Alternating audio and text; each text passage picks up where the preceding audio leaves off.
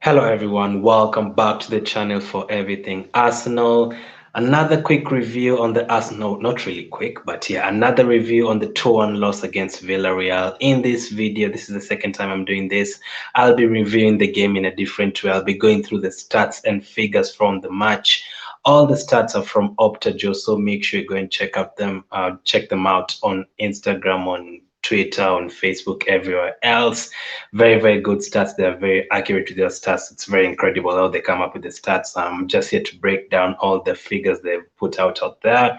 So yeah, some are very interesting. So make sure you drop a like on the video. I'll appreciate it. Where the hell can't I talk today? No idea. Probably it's because we lost the game. That's why. So make sure you drop a like on the video. Make sure you subscribe if you're new. Make sure you follow me on Twitter. All the hell? Yeah, you get me. Sorry for that very, very bad intro, but yeah, I'm very tired. It's 4 a.m. in the morning. Yeah, it's 4 a.m. in the morning, so excuse me for that. All the links are in the description. Make sure you check out my Twitter, Instagram, and all that. So let's get into it. So a 2-1 loss against Villarreal, not the best of results. Very crucial away goal, though. I was very happy with the away goal. We really, really quite needed that. Obviously, if we didn't get the away goal, it would have been a mess for us because we definitely needed that away goal. So a few stats I'm going to go through.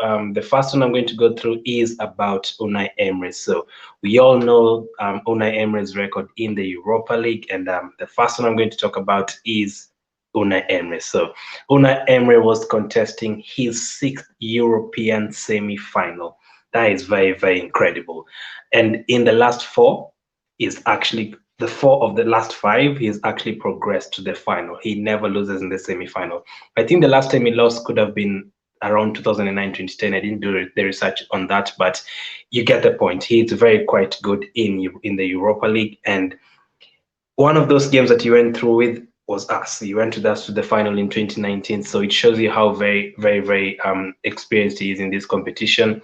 Arteta's never even really been in a European semi-final as a manager. So if he actually pulls this one out, it will be very, very great for him and his CV. If he manages to beat Emery in the European semi-final in the Europa League, his best competition, that would be a very, very big plus on his CV. But yeah, it's going to be very hard. This guy is very experienced in this competition. He won in the first leg, so will we be able to bring it back in the second leg? I really hope so. But yeah, that's the first stat you needed to know from the game. Unai Emery, incredible stats in the Europa League for him. Yeah, Emery has progressed in each of his previous four such ties, progressed to the final, and he's been again up against very, very good teams in the Europa League. I remember he had to beat Liverpool in the final a couple of years ago. He's had to beat the likes of Inter Milan, Atletico Madrid. So he's very, very good in this competition. Last season as well, I think they took out Inter Milan or something. So United probably as well. So very, very good in this competition. I'm hoping we can end his good run in the competition and make it poor from now on. So that's the first stat you needed to know from the game. Obviously, we considered within 4 minutes of the game, not the ideal start. And here's a stat for you. Arsenal conceded after only 4 minutes. That's the quickest goal we've conceded in a European competition since 2016 against PSG. 2016, obviously, we were in the Champions League. Oh, good old days. We were in the Champions League. We were playing against PSG in 2016, September of 2016, and we conceded within 42 seconds. Guess who scored the goal? Yeah, the guy who helped Man U to a 6-2 victory against Roma, Edinson Cavani. He scored against Ospina. Just look at Ospina. Man, we've been a joke for such a long time, man. We've been a joke for such a long time. So Cavani scored against us within 42 seconds back in 2016. And here's another crazy stat. Guess who the manager was for PSG those days? You guessed it, Unai Emery. He was the manager yet again. So he probably knows how to start games against Arsenal, and that's not a good thing. He seems to clearly still know Arsenal very well, in the back of his hand. So that's the other very, very poor start. I was actually saying before the game, you need to score fast. Don't concede within the first 20 minutes. If you're not scoring, don't concede a goal. Simple as that. If you're not scoring, don't concede a goal. And we ended up conceding a goal within 4 minutes. And the moment you concede such kind of goal, you're thinking, should we go and get an away goal? Will we concede another one on this side? So that was terrible conceding that early. So that's the next start from the game. The next one I'm going to talk about is the players getting sent off every single time. So Arsenal have had 10 players sent off in the 80 games under Mikel Arteta. Now that's not a good start, man. There are good red cards to pick up. Like there's a good record you can red card you can pick up, and you'd be like, you know what, that's a very good red card you've picked up. Like a second yellow, 2 minutes to go, you're 2-1 ahead. That's a good red card. But the kind of red cards we've been picking up, Shaka choking someone, Pepe headbutting someone, Ceballos, very very unnecessary. Two reasons now. Arteta, you had the chance to sub him off at halftime, you didn't. You had the chance to sub him off in the 50th minute, you didn't. I would have subbed him off probably in the 40th minute or something. And he did an interview after the game, true or false, no idea, but he actually said he was about to sub him before the red card. So I still blame him for that anyway. But the other guy I blame obviously is Sabas. Remember, he almost cost us the round of 32 fixture against Benfica.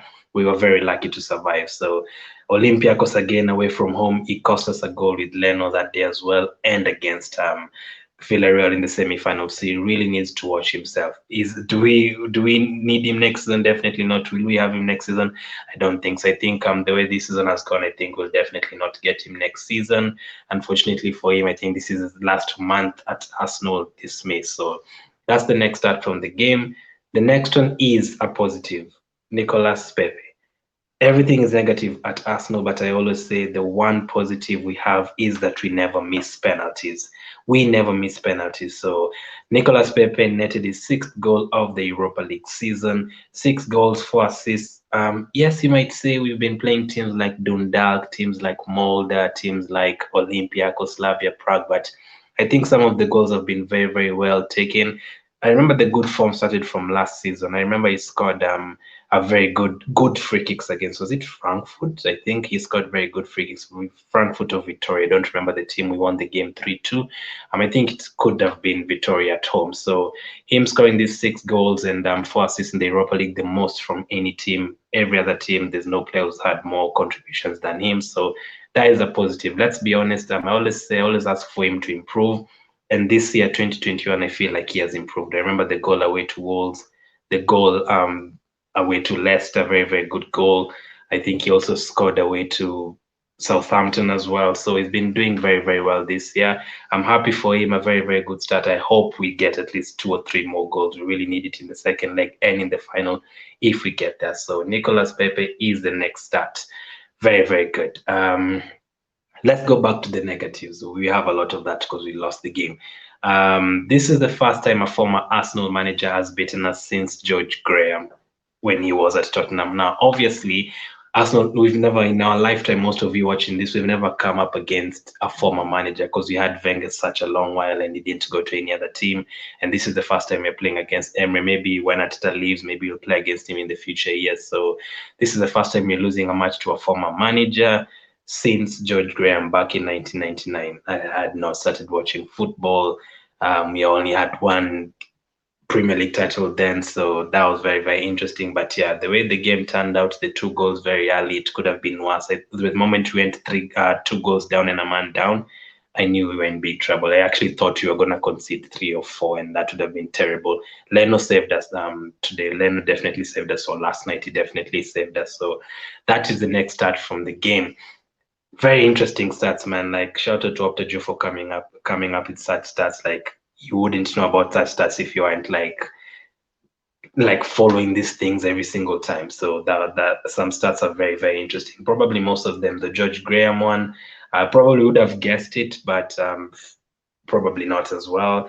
The Emery one progressing to the semifinals, you all know how good he is.